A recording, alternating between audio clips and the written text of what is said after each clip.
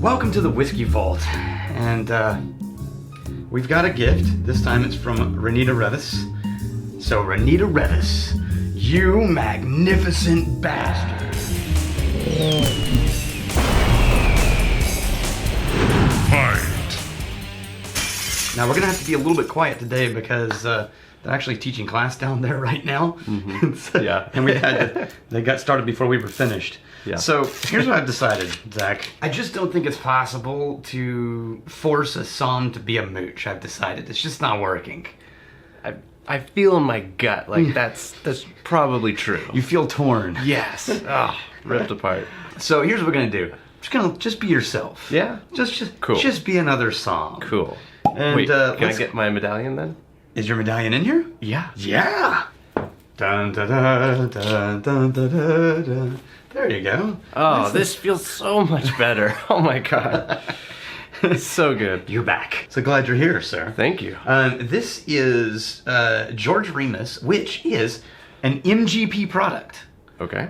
Now, everybody knows MGP as the source for all of these small brands, including our distillery, of sourced whiskey releasing under private brand labels. Yeah. This is one of the first ones that MGP has been doing.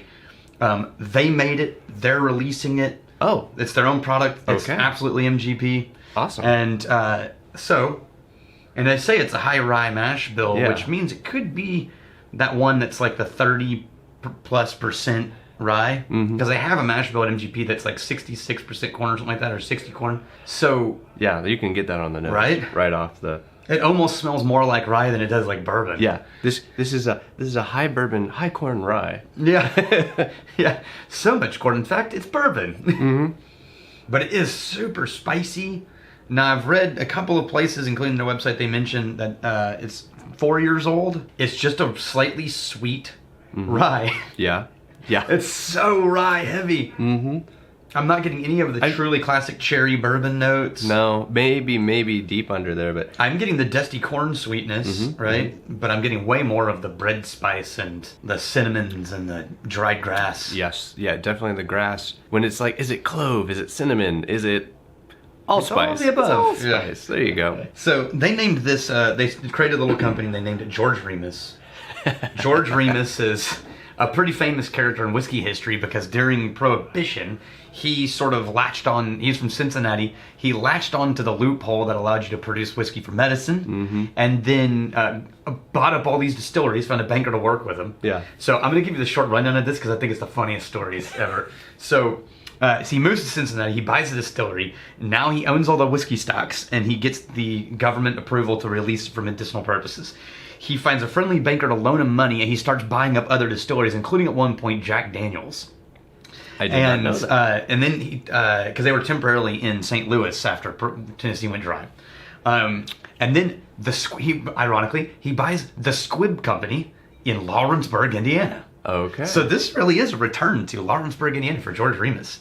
Anyway, he buys up a bunch of these things. He opens a drugstore in Covington, Kentucky. He names it Kentucky Drug Company. And he starts shipping thousands of cases of whiskey through his Kentucky Drug Company. I feel like that if that like LLC is available, Yeah. that needs to be a new modern Drug Company. Kentucky Drug Company, and it's just a whiskey. It's just whiskey. Yeah. Now, here's the thing. He started hijacking his own shipments and then selling them, blaming it on other people Like and sending it to the black market. 'cause he claiming could make- insurance. It could make it a lot more money. So he would take things like the line up the Jack barrels, Yeah. the Jack Daniels barrels, siphon them off, refill them with water, take the siphoned Jack Daniels and sell it on the black market. Eventually, he paid off Harry Daugherty, the Attorney General of the U.S., for protection money. Wow. Right.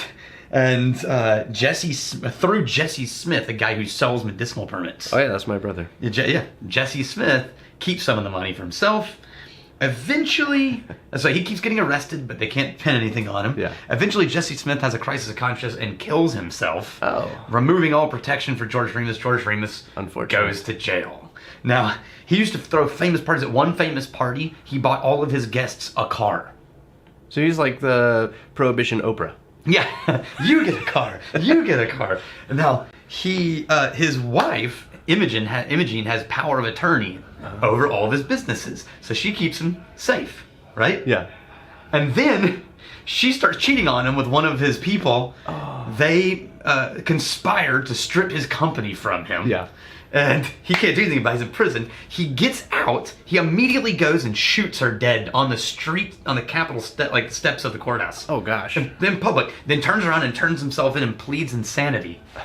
And gets off. Successfully gets off. Such mixed feelings for this guy. I know, right? Such mixed feelings. I was with him until the shoot your wife part. I know. That was kind of that's a And then deal he breaker pleaded for insanity, and only in those years, 1920s, can you like shoot a woman, and meet in front of everybody, turn around and publicly go, "Yeah, I shot her. She made me crazy." So he tries to get back in, but by this time, the big 6 distilleries that survived Prohibition and were using, they had taken over, and the bootlegging had been taken over by people like Al Capone, so there was just no more room left for him. He had no window. So anyway, that's a crazy story, but it's funny to name a whole whiskey after that guy. But let's compare this to another just classic high rye bourbon you can actually get. I'm assuming they're going to distribute this pretty well, but it's just a really simple 4-year-old super spicy bourbon. But it's good, and why I like it is it proves what we've always known from all the sourcing.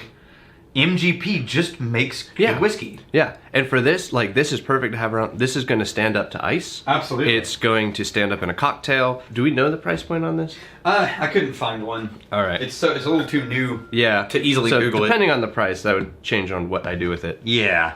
I'm going to pour Old Grandad, because Old Grandad is another high rye bourbon. Yeah. And, that's that stupid, I hate those stupid lids.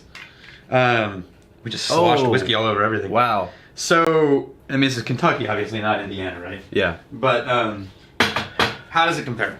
That's totally different. Oh, totally different. Wow, there's way more of an actual bourbon in this. Yeah, like this is sweet and... Yeah, it actually has the cherry note and the candy. Perfumey. Oh, actually, still really like Old Grandad. It's just a good Kentucky bourbon, man. And at the price point, it's... And it's not even a comparison. It's not as far as quality, but what I'm saying is this is so much more like rye heavy and less bourbon that it's shocking to me how rye it is. Yes. 47%. Damn, well done. I mean, this is a damn good whiskey, but you have to like rye to enjoy this bourbon. Absolutely, absolutely. I would almost be legally, obviously, it is a bourbon, but like this, for all intents and purposes, palate, flavor, nose, it's a rye to me. I've never had anything like that. All right, let's see some comments here. I didn't get a chance to print these out, but here's one from Belfry for you. Belfry. I'm a little sad we haven't had a patron saint yet, because I want to hear Zach's angelic, high-pitched voice while he holds up the bottle and Daniel twirls around him. Maybe one day you guys can open up a Mooch's Academy where Rex is the Mooch sommelier and can teach all of these techniques on some sort of 5-level scale. If he's not demoted down past Mooch in training after all of this tardiness. So, keyword in training. Maybe someday. Maybe someday. Mooch is running a school. I don't know that I see that happening. They're going to need somebody. I don't know how that's, like, financially viable. Yeah. Like, if the whole point is to get whiskey for free and not pay anything, I don't know how that kind of school can stay open. Maybe so really what mooches need to do is audit other people's courses to get free things. Yeah. And they create their program by just like hovering on the edges of other people's programs and stealing whiskey. That's probably too much work for a mooch. It is. It's a lot of work. Yeah. All right, it's Dan Sullivan. Dan Sullivan. Zach, you got this. Thank you, Dan. That said, from this moment forward, you will be henceforth be known as Moochie the Somm. Moochie the Somm. like a bear or something. Welcome, and invest in a cup. And yes, you are correct, Moochie. That is a dad joke. Ask Rex. I am an expert on that subject. I'm not buying it. Well, it's okay. I'm not going to use my Moochie powers against you now that I'm wearing the medallion. That's true. All right, so I think final vote is it's more rye than bourbon. It's decent, but if you're looking for a bourbon, maybe get a bourbon. Yeah. Which is weird. Yeah. But it's good. All right, so here's to the next week upcoming. Here's to fighting, stealing, and drinking. If you fight, may you fight for a friend. If you steal, may you steal a lover's heart. And if you drink, may you drink with us. Hey, thanks for hanging out with us in the Whiskey Vault. Don't forget to throw in a like, hit that subscribe button on the bottom right, and drop a question or comment down below.